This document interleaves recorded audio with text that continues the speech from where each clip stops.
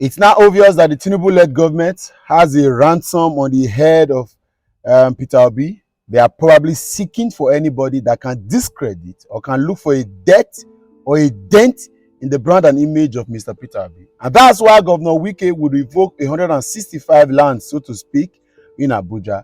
And then his media would pay the mainstream media to headline that Peter Obi and other person's land have been revoked in Abuja, knowing fully that the man has claimed that he only has a house in Onitsha and in London. And so, of course, trust Peter Obi, the man whose head and shoulder is above all politicians in Nigeria. Just before the elections, while he was campaigning, he had mentioned of a particular land given to him by Bauchi State Governor, and even went for that to state that that particular land he was called by the Bauchi State Governor to say every other person that the state government gave land to, only Peter Obi is yet to develop the land. Watch the video. The present governor of Bauchi State, gave me a land in Abuja. He said you can ask him. He asked me 3 months ago that I'm the only person who have a better land who haven't built it.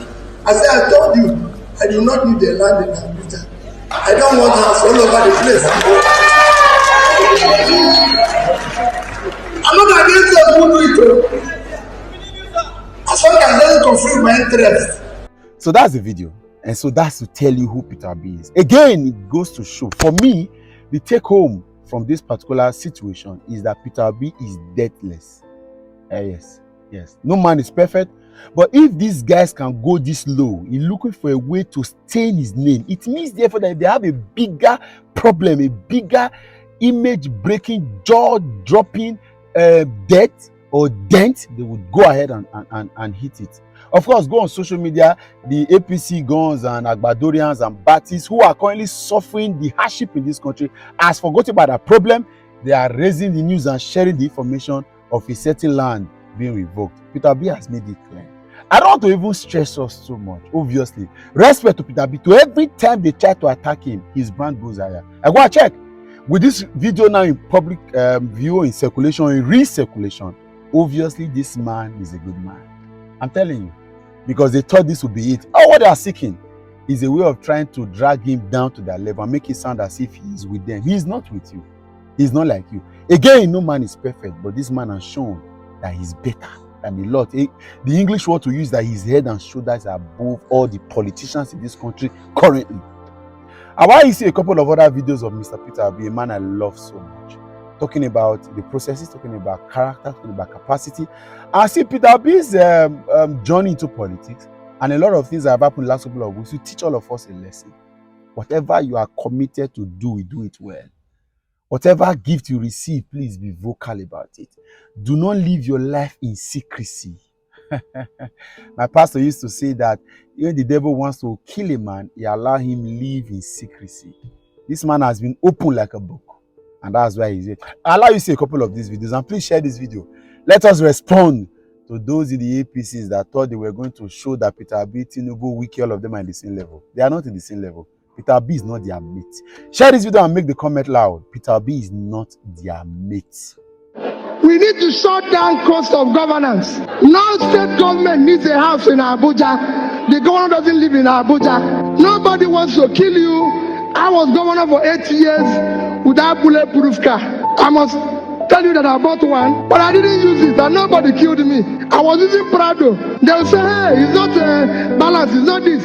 I don't think they keep telling me that government vehicles, because of the high traffic, is every 6 months. I say, wait, if you remove this car from here, because you know what they do? They take it into auction and say, I say, no, this car is here for the term. We will use it. It's emotional. What do people think you're doing to yourself? We were owing gratuities and pension of people for 35 billion. We were able to pay it because we have to shut down everything. I said, this cannot happen. Nobody will ever tell you that he came to a party while I was governor for 8 years. It's not a nightclub. No, it's governor's lodge. When I finish, I go home. If anybody wants to dance, he goes to nightclub.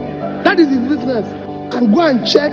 We are #1 in implementation of MDG. We got an award for it.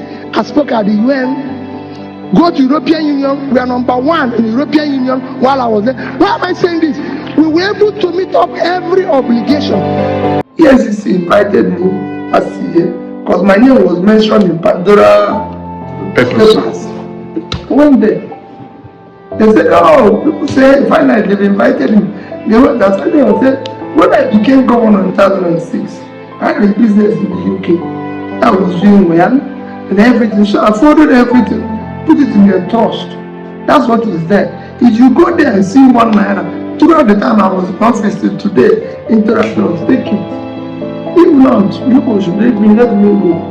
They said, then they told them, this amount will be there. I said, what the amount you will call now? If you go there and see 2% or 3% of that amount you mention, no, it's not my money.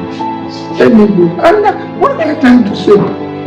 You know today that PDP and APC are something against me. They would have taken me to everyone. What brought us where we are today is cumulative effect of leadership failure over the years by the same people who are in office today. So we're talking about the structure that have kept us where we are, the structure that have produced the highest number of people in poverty in any country, the structure that have produced the highest number of out-of-school children, the structure that made the country one of the most corrupt countries in the world, the culture that made it one of the most insecure places in the world, the structure that have brought about highest youth unemployment in the world, the structure that have brought disunity in Nigeria. That is the structure we want to remove. We want to bring a structure that will secure, unite, and bring about production-centered leadership in Nigeria, where we will start pulling people out of poverty. Our children will be in school, where we will start ensuring that people get jobs when they leave school by supporting micro, small enterprises, a structure that will start governing by rule of law, a structure that will fight corruption. This is the structure we need now. So I believe that the people know what I'm fighting for. The day I left government, 17th of March 2014, I had in Access Bank, a bank in Nigeria, $50 million, I repeat, $50 million and about 7 billion naira. It's a bank in Nigeria. I'm sure Access Bank people are here. You can go and verify. I have in Fidelity Bank, a bank in Nigeria, $55 million and over 10 billion naira. I had in Diamond Bank, a bank in Nigeria, $50 million. What I had the day I left was $155.4 million. By yesterday, in terms of the yield, because we called it future generation money, I was supposed to terminate at 2050. By yesterday, it was worth $185 million. If you multiply today, that is about 500. Because when you hear that Peter Obi left 75 billion, if anybody does it, call me. I know where the money is. I kept it.